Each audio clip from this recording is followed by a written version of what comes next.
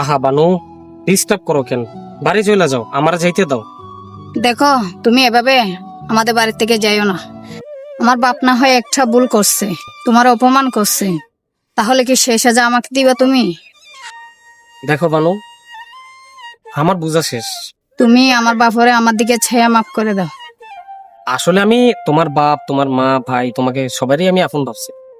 মাঝে মাঝে তো তুমি নিজেও বুঝিয়ে দাও যে তুমি আমার আপন। একটু থেকে একটু ঝগড়া হইলে তুমি আমার বলো আমি তোমার জন্য কি করছি, আমি নাকি স্বার্থপর। যাক ব্যাপার না, তোমারে দেখতে আসছিলাম, তোমার বাপ খুব সুন্দর ব্যবহার করলো। আমি হয়তো মেনে নিতে পারি নাই, তবে তুমি সুস্থ হও, আমি কিছুদিন পরে এসে তোমার নিয়ে যাও। যাও, আমার বাধা দিও।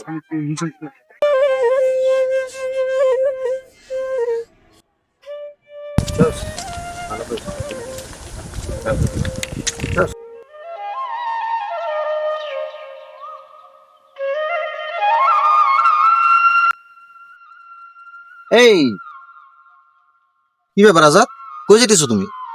ভাই, আমি শহরে চলে যাইতাছি। শহরে চলে যেতেছো মানে? তুমি কি ভানুর লগে দেখা করছো? বানুর লগে দেখা হইছে ভাইজান, বানু তো যাইতে দিতাছিল না। তাও আর কি করার কোন, এটা তো আর আমার বাড়ি না। আরে, এটা তো তোমারই বাড়ি। তোমার শ্বশুর বাড়ি বাড়ি মানে তোমার বাড়ি না?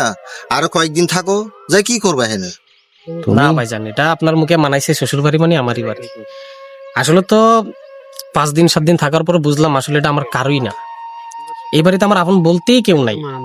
আসলাম, বউ অসুস্থ, অনেক অসুস্থ, তাই এই সময়ে স্বামী হিসাবে পাশে থাকার দরকার। যদিও অনেক দূর থেকে আসছি, আসতে তো চাই নাই, চাকরি বাকরি আছে। আমার বউ অনেক রিকোয়েস্ট করলো, তাই আর না এসে পারি নাই। কিন্তু আমি তো ভাইজান এখানে খাইতে আসি নাই, থাকতেও আসি নাই। আসলাম বউর পাশে থাকার জন্য। বউ একটু অসুস্থ। এই যে করিম ভাই বাড়িতে চলে গেল শ্বশুর বাড়ি, তারপর থেকে আমি একটু একটু দোকানে বসি। কিন্তু কি করবো, আপনাদের দোকানে বসার পর মানে আমার শ্বশুর বলল যে চাকরি বাকরি করো না, ঘুরলে আর খাইলেই কি হইব।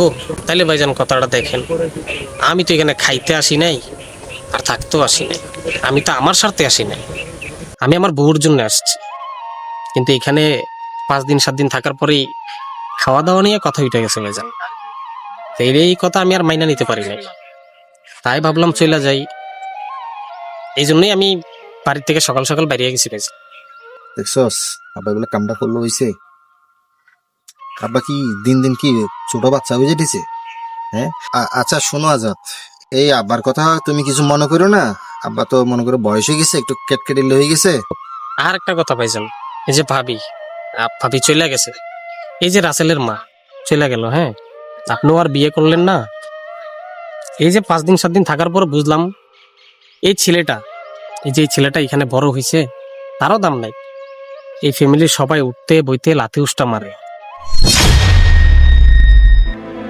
ভাই একটা চা দিন তো। কই ভাই, কখন থেকে বলতেছি একটা চা দেন। এই রাসেল, এই কই রে তুই? এই করিম কাকা ডাকতেছে। এটা কাস্টমার একটা কখন থেকে বসে আছে, বেটা চা দিচ্ছস না? সারাক্ষণ শুধু বসে বসে খাওয়ার চিন্তা ভাবনা।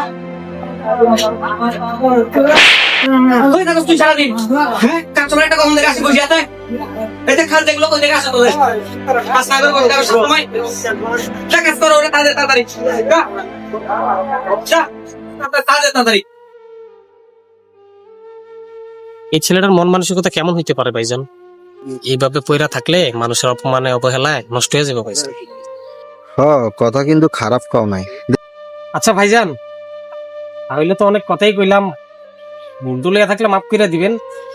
আমি যাই, আর আমার বউ সুস্থ হইলে আমি সময় করে এসে লইয়া যাবো। আচ্ছা ঠিক আছে, তোমার আর বাধা দিব না। তোমার তো মনে আঘাত জমে গেল, বাবারে ক্ষমা করে দিও। হ্যাঁ ঠিক আছে ভাইজান, ঠিক আছে, যাও।